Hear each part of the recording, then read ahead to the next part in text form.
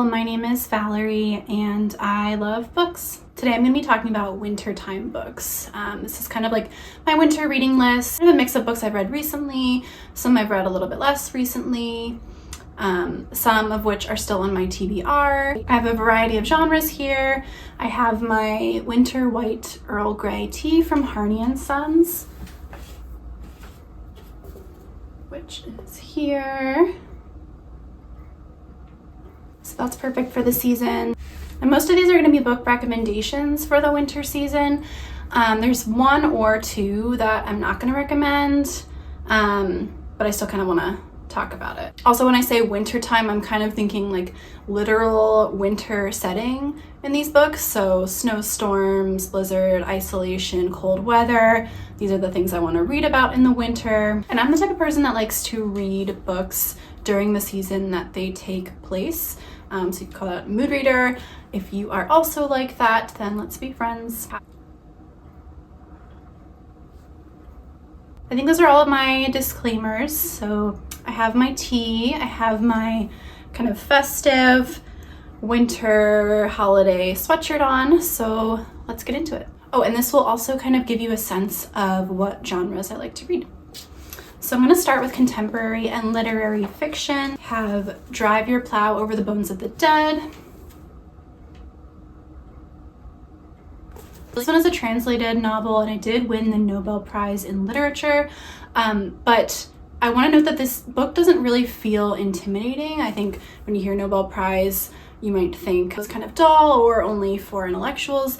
I did not get that vibe from this book. I think the reason that I like it so much is that it's kind of genre bending. So it's a little bit of murder mystery, a little bit of literary fiction. It takes place in the winter in this remote Polish village. As a reader, you're kind of privy to the inner thoughts of our narrator, who is kind of a strange woman. In the book, she's thinking a lot about power and privilege and cruelty, the injustices of the world, a little bit of female rage in here. There are a ton of quotes that I tabbed. I think one of my favorites, without looking it up, is she's saying something like, anger is the most powerful thing in the world because it has no limit.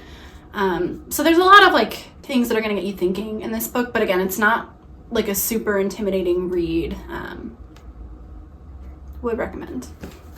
And then I have The Secret History by Donna Tartt.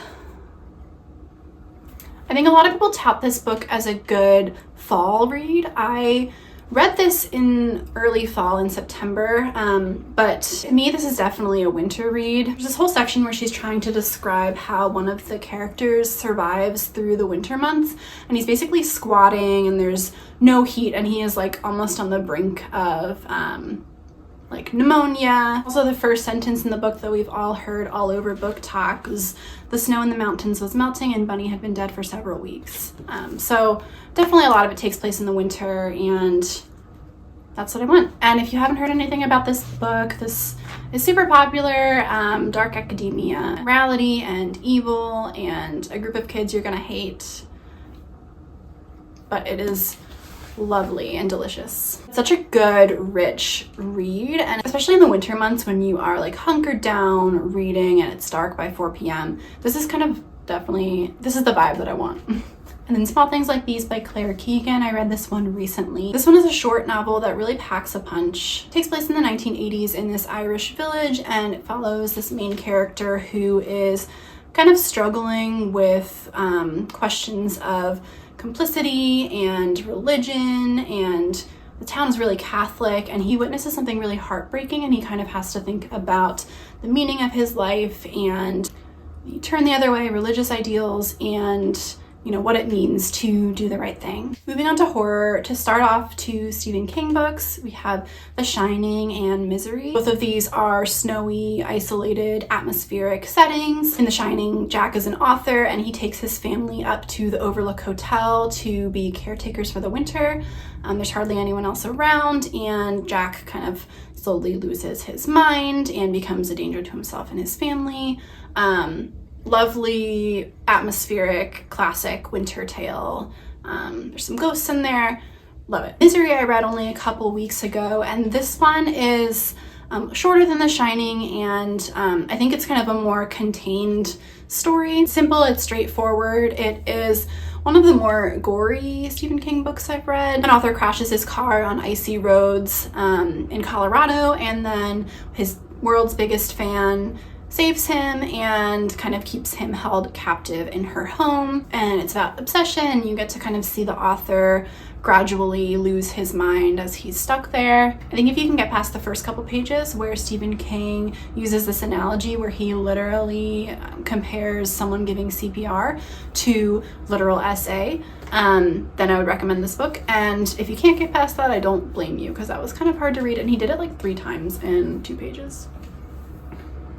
The Winter People by Jennifer McMahon.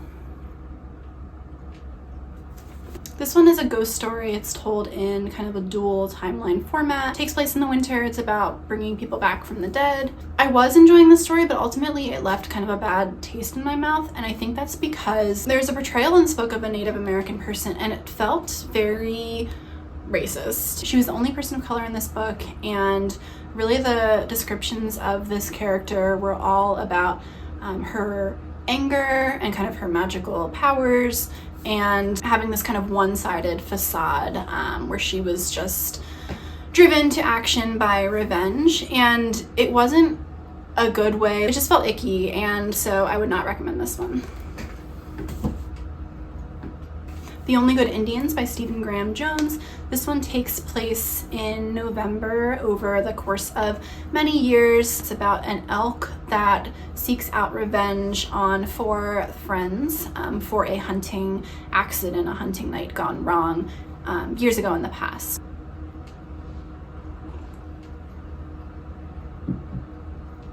And then We Used to Live Here. This is about a couple who moved into their recently purchased home, and then this kind of weird family shows up at their door and claims that they used to live in that house, and weasels their way into the house, and then really doesn't leave. So it's another winter kind of isolated setting. There is a forest surrounding the house. The roads are icy. There's snowstorms. It has all of those good atmospheric elements that I love in a wintertime book. And the story itself is super creepy and really immersive, and all around a great book. Okay, moving on to mystery and thriller winter books. Rock, Paper, Scissors by Alice Feeney. I read this one recently. I listened to the audiobook. In this one, a couple decides to take a weekend away, and they end up staying in this remote chapel in Scotland, and it's snowing, huge snowstorm, and they get trapped there. This is definitely a domestic thriller. You get to see kind of where their relationship went wrong over the years. Final reveal was something that I did not expect, and it was a fun read, and again, atmospheric and good for these snowy days. The Hunting Party by Lucy Foley. So Lucy Foley is one of those authors that I bought all 3 of her books, apart from The Midnight Feast, which I have not bought or read.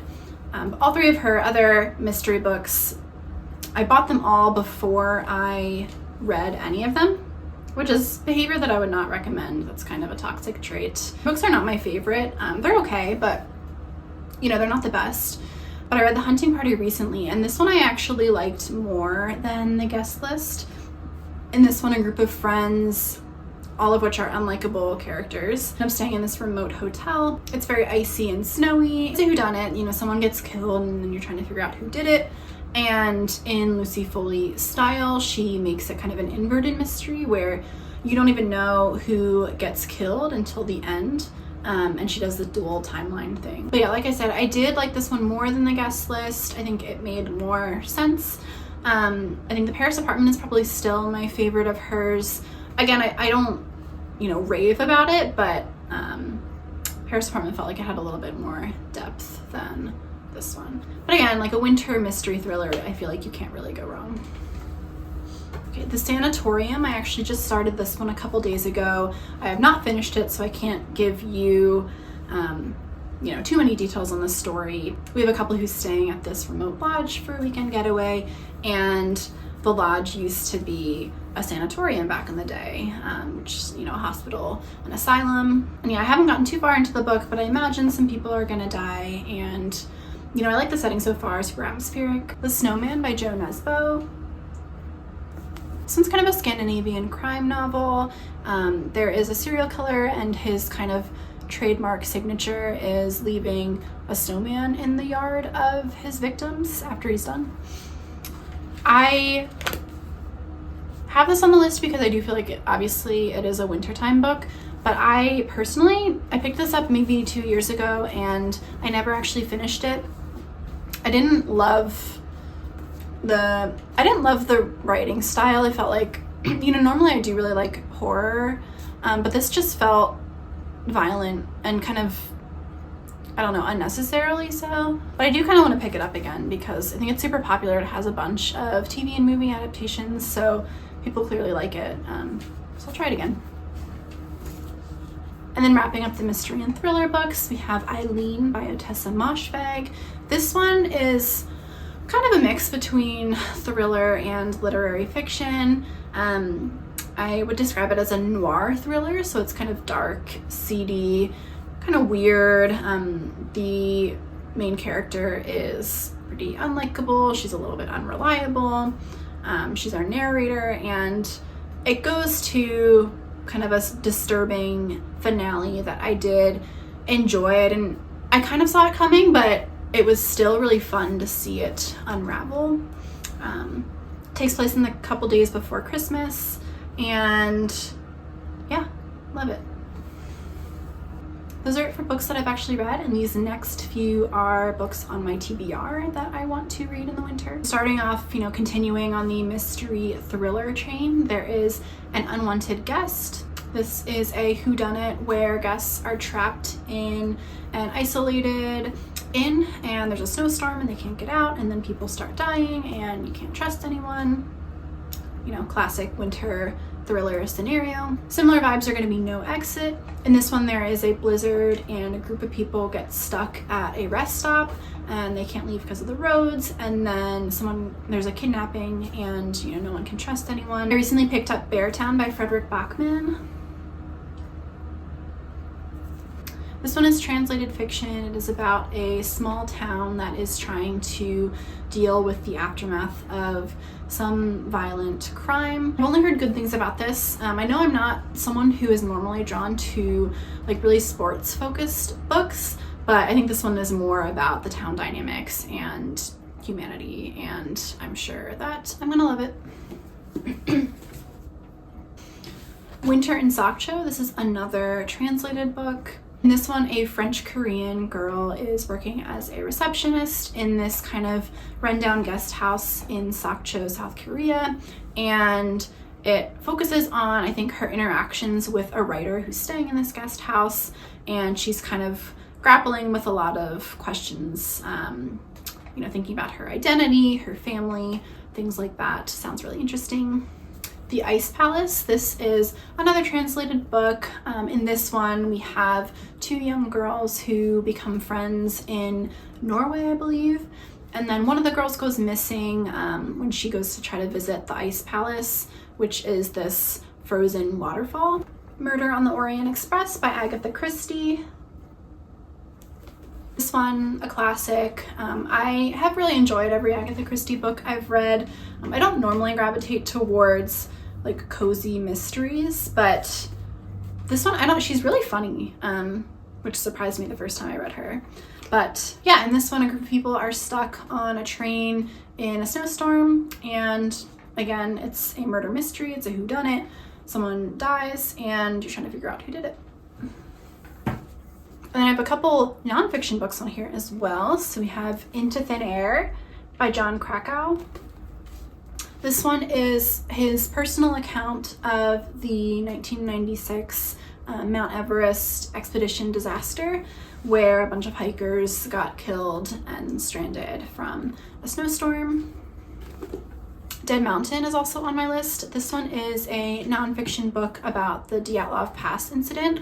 So I am pretty obsessed with this case. This is one of those classic unsolved mysteries. I think I heard about it first from BuzzFeed Unsolved, which I was obsessed with that show. Basically the case of, I think there was a group of something like 6 or 9 hikers that died under mysterious circumstances while they were hiking. When they found these hikers, they had all these bizarre injuries and they were in various states of undress, and I think there was like radiation found on their clothes. And so there are a lot of conspiracies and theories about what happened. People have even posed that it could have been aliens, like weird avalanche theories, the paradoxical undressing, like just lots of kind of creepy and weird things to think about for this case. And so I definitely want to read that book. I have that in my audiobook library. And then lastly, I have Holidays on Ice by David Sedaris. This one is a collection of short stories that are kind of dealing with the absurdity of the holiday season and family dynamics. This one I just got this year. My dad got it for me for Christmas, and I thought that was nice because I used to read David Sedaris in high school, and I haven't picked up a book of his in quite a long time, but my dad remembered and picked this up, and I thought that was sweet. Okay, we made it through all the books. Clearly I'm not used to talking that much because now my voice is a little bit raspy, but that was fun. And thanks so much for watching. And you know, if there are any classics or fundamentals that are missing from my wintertime reading list / guide, feel free to let me know. Feel free to say hi. I will probably be trying to put up a video once every week. And yeah, I'd love to make more book friends.